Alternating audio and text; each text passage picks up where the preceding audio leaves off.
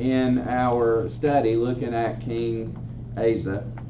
It looks like a saw to me. But King Asa.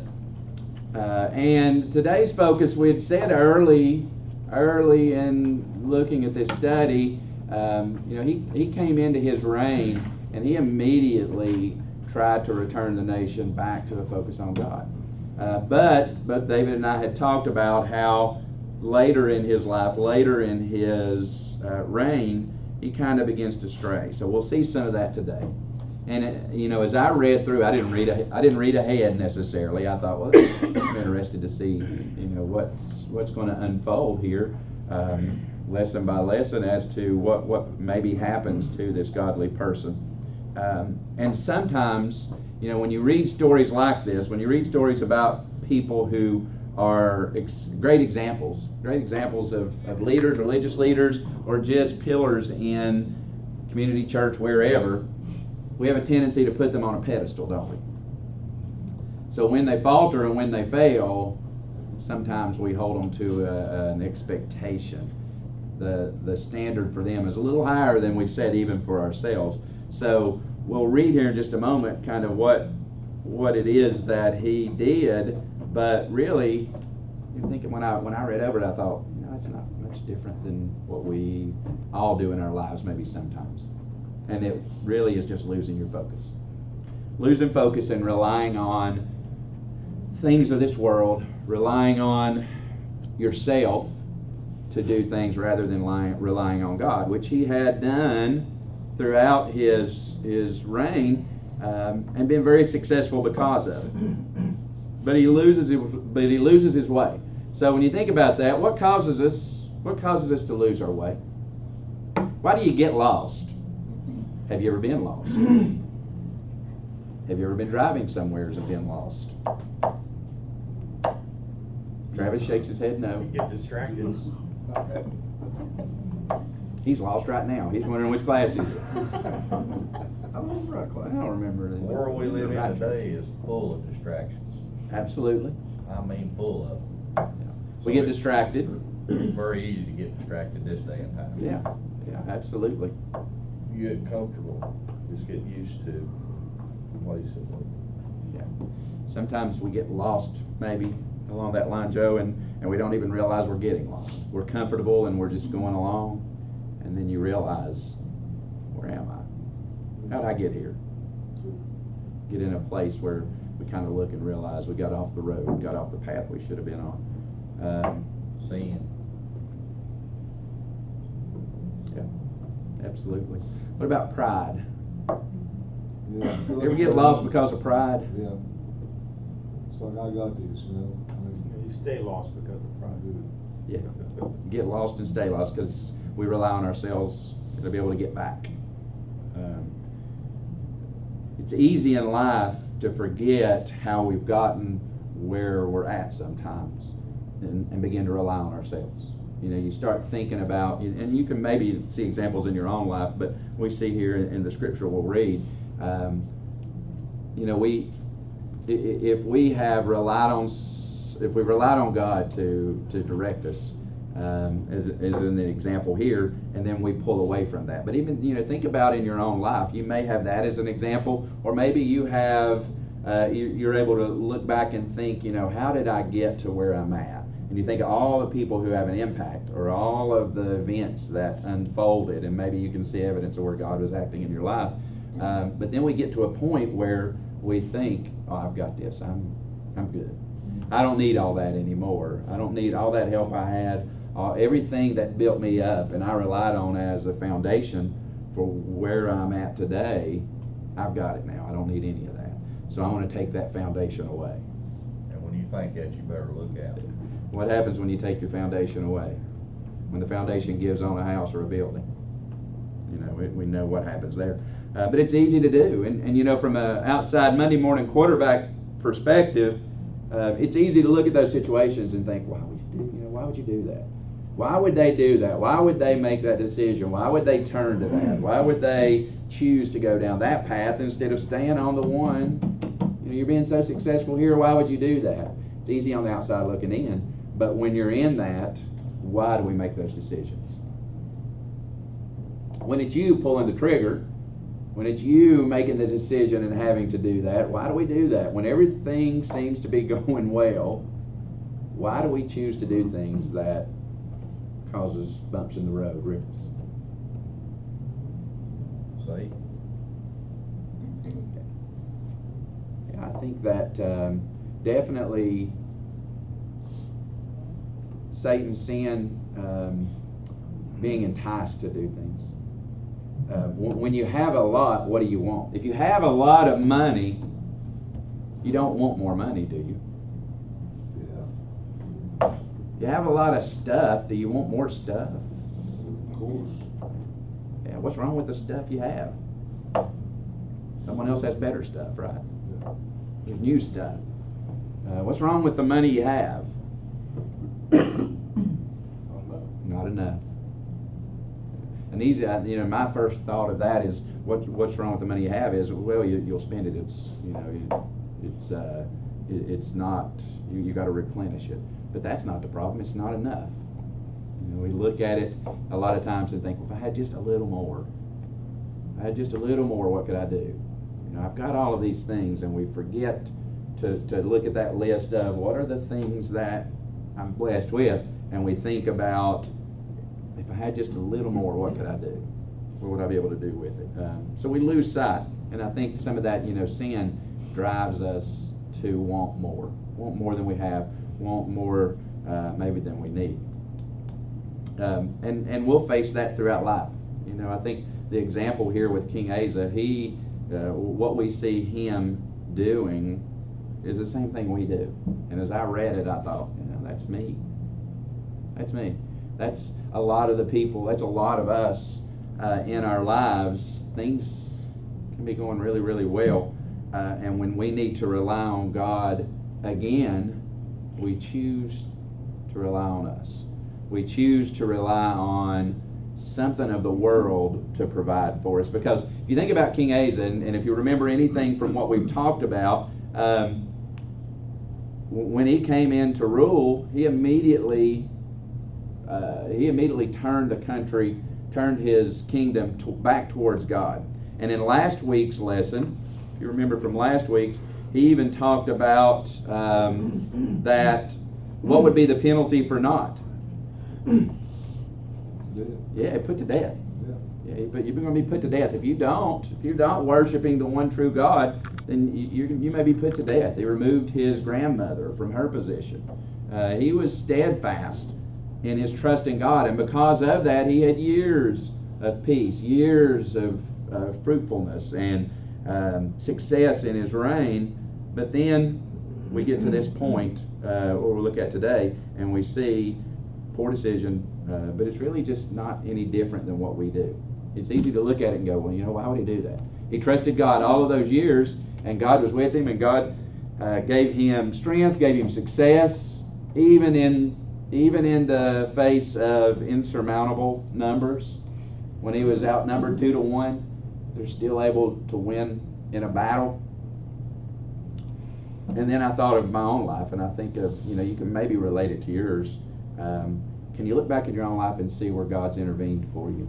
Many times. We forget to remember, Yeah. what God is in a comfortable position, Yeah. We have a tendency to veer away from When things aren't going very well, do you have a tendency to pray? that. Yeah. If things aren't going well in your life, do you have a tendency to pray? Yes. And you answer that anyway. But do we turn to, even as a nation, but as a person, do you turn more to God when things kind of get in the valleys, when we're having a difficult time? And then when we get raised to the mountaintop, where do we turn? Do we still remember that? Do we remember that helpless feeling that we had in the valley when we were struggling, or when we're on that mountaintop? Where do we start looking then? I kind of equate it to, when I think about in life, when we're in those low points, we can't see anything else, but we don't see anything anywhere to turn. We don't see anything because we're at the very bottom, and we realize what we should have realized all along is that God's the only place to turn. But we're on that top, we're on that high mountaintop, we can see a lot. We can see a lot of options. We see a lot of things that we think we can turn to that are going to fix it for us. And we forget what it was like when we were in that valley, when we realized there's nowhere else to turn. There's no one else to turn this over to. And I think that, we see a little bit with King Asa and in his rule also. So, real quick, we'll go through this study. I'm going to get you out of here because you're making comments about us getting out early. All right, 2 Chronicles 16, 1 through 13 says, in the 36th year of Asa, Israel's king Baasha went to war against Judah. He built Ramah in order to keep anyone from leaving or coming to King Asa of Judah. So Asa brought out the silver and gold from the treasuries of the Lord's temple and the royal palace and sent it to Aram's king Ben-Hadad, who lived in Damascus, saying, there's a treaty between me and you, between my father and your father. Look, I have sent you silver and gold. Go break your treaty with Israel's king Baasha so that he will withdraw from me. Ben-Hadad listened to King Asa and sent the commanders of his armies to the cities of Israel. They attacked Ijon, Dan, Abel-Meam, and all the storage cities of Naphtali. And that may or may not be close. When Baasha heard about it, he quit building Ramah and stopped his work. Then King Asa brought all Judah, and they carried away the stones of Ramah and the timbers Baasha had built with it. Then he built Geba and Mizpah with them. At that time, the seer Hanai came to King Asa of Judah and said to him, because you depended on the king of Aram and have not depended on the Lord your God, the army of the king of Aram has escaped from you. Were not the Cushites and the Libyans a vast army with many chariots and horsemen? When you depended on the Lord, he handed them over to you. For the eyes of the Lord roam throughout the earth to show himself strong for those who are wholeheartedly devoted to him. You have been foolish in this matter. Therefore, you will have wars from now on. Asa was so enraged with the seer and put him in prison because of his anger over this. Was enraged, excuse me. And Asa mistreated some of the people at that time. Note that the events of Asa's reign from beginning to end are written in the book of the kings of Judah and Israel. In the 39th year of his reign, Asa developed a disease in his feet, and his disease became increasingly severe. Yet even in his disease, he didn't seek the Lord, but only the physicians. Asa rested with his fathers. He died in the 41st year of his reign. All right, so what was his mistake? Turn from God. Turn from God. Specifically, what did he do? Went to the other king and bribed him to distract the. Yes. He's gonna use his money to solve the situation Yeah. And where did he take the money from?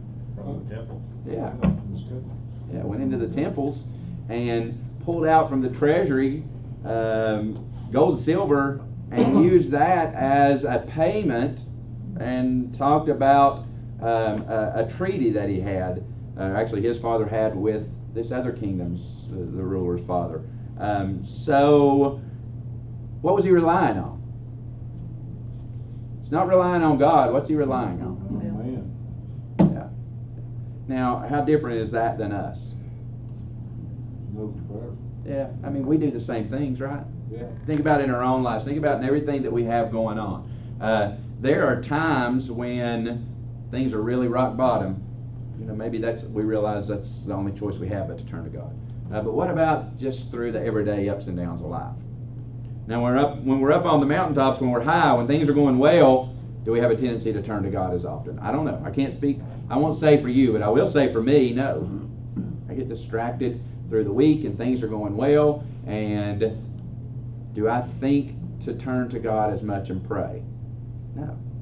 I don't know if that's human nature. It's something that we should do as much when things are going well as when we're in those low points but it just seems like whenever there is that need, we're reminded that we need to pray. But sometimes I have to catch myself and remind myself I need to pray for that. I need to make sure. And I've got to drive to work. So I need to make sure I take advantage of that time. You would think, Mitch. I was talking to Mitch on the way home on Friday. I guess he called me, and he had made the comment, I bet your prayer life's great. That drive over to Johnson City and drive back, you got plenty of time to pray. And I said, I don't know. Driving back and forth up and down 26, I don't know if it's good for my prayer life or not. It's frustrating going up and down through here, but it's easy to get distracted. People calling Yeah, people call me. I can't pray because Mitch is calling.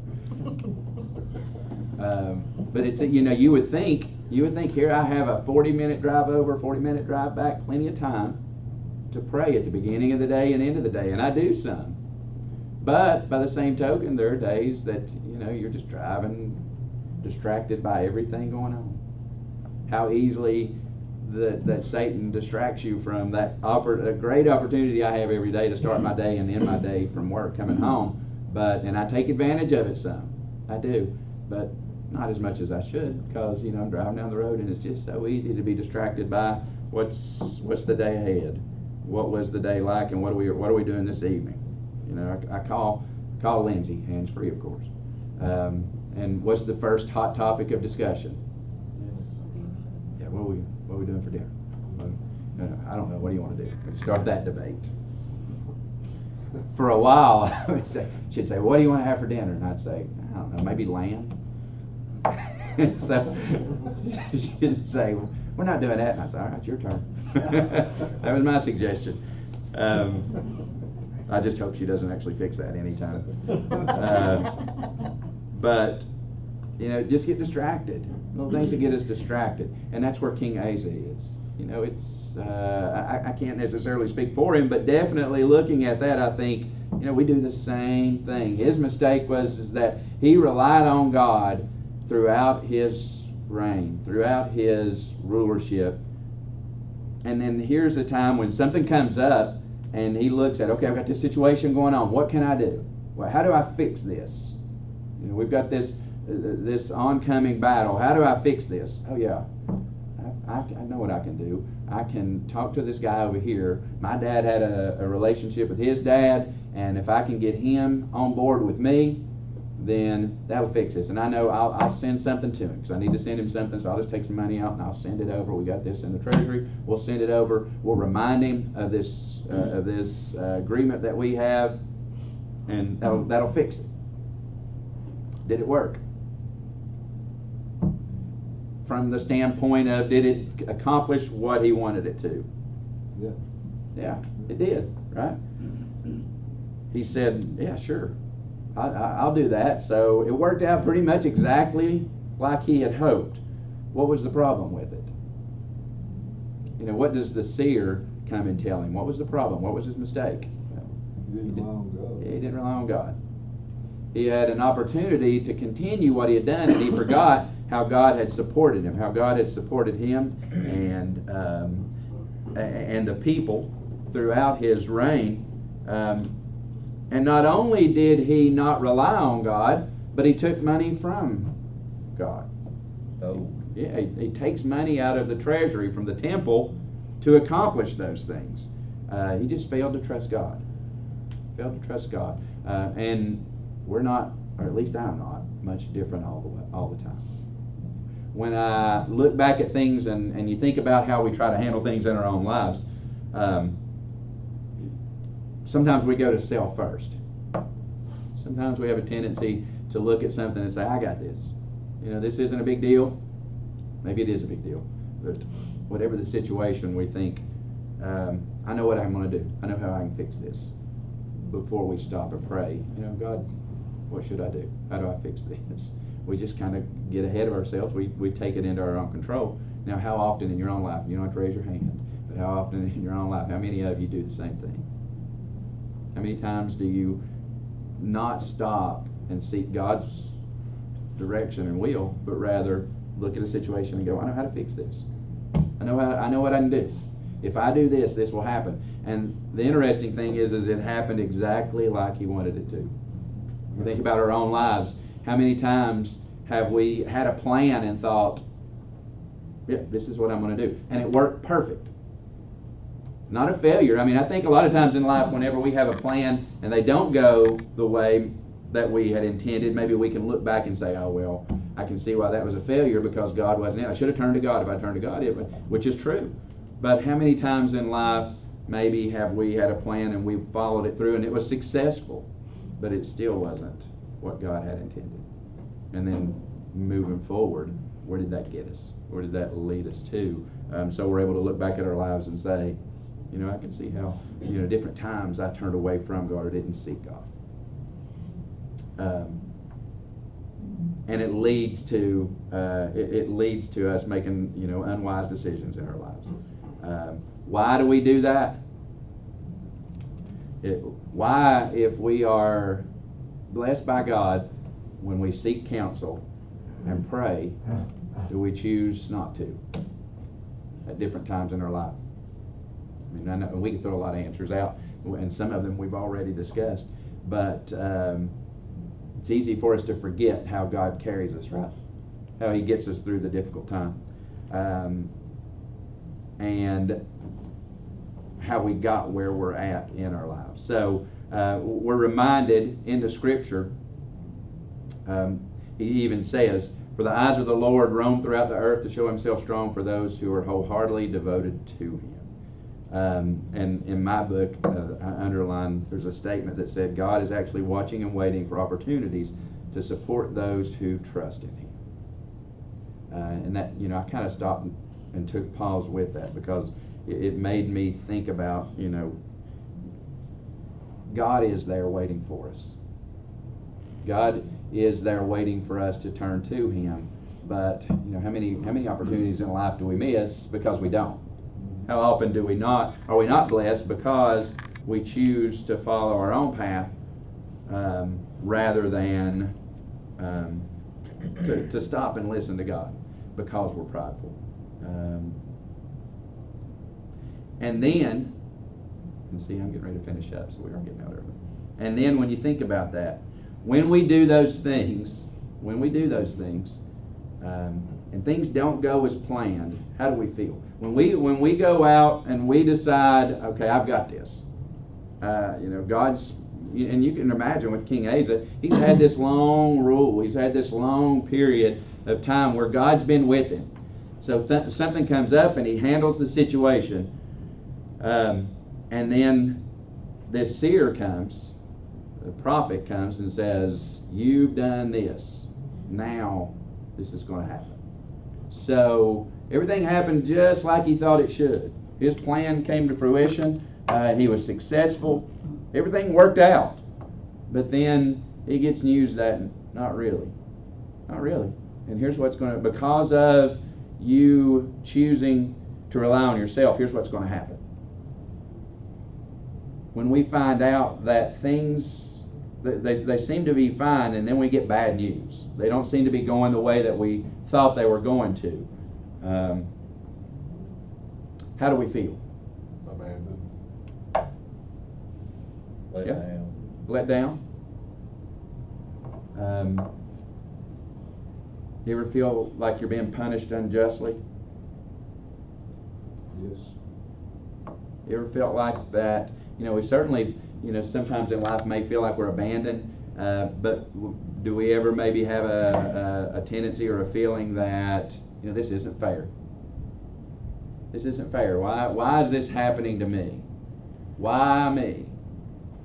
When really... We also don't look at things that God may take that situation and make things just a whole lot better and let you get a lot more blessings out of that situation. That's what we don't look at. Yeah.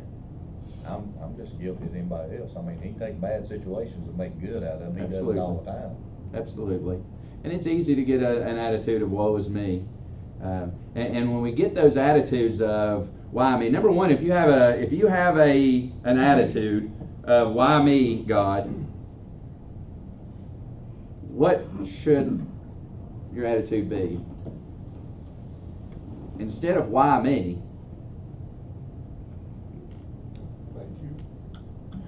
gratefulness. Now that one's tough, Scott. I won't even wade out into that water, but that's tough.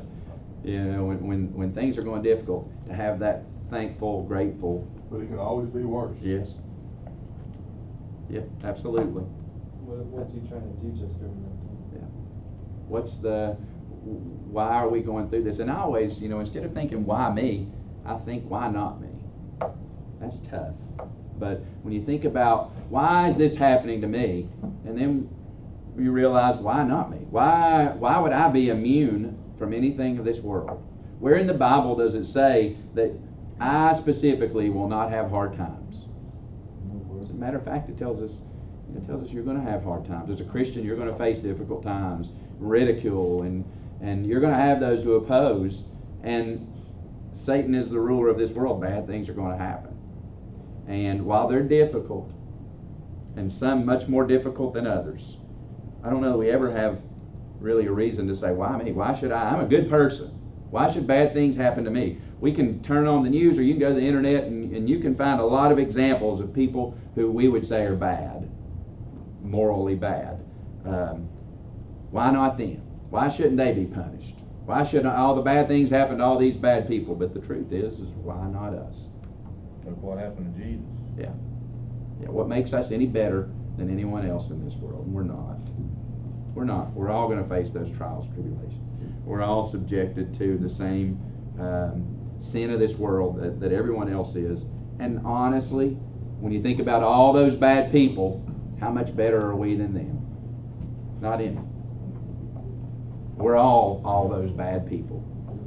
Our bad just looks different. It's different sin. We don't get away with, well, my sin's not as bad as someone else's. So we should expect that things maybe are going to happen to us. But that doesn't mean we won't have that feeling of being punished, that we feel like we're being punished unjustly. So I will say this, and we'll finish up. You know, you've got this seer, and this seer it says he throws him in prison out of his anger, and then it also says that he mistreated some of the people at that time. So he's letting himself kind of, you know, he's obviously drifted away from God, and that's where he went wrong. But honestly, you know, can you not see probably in your own lifetimes when you've done the same? When we let self be the focus, when we've allowed the world to be the focus, and we focus on things within this world, and it causes us to do things like this.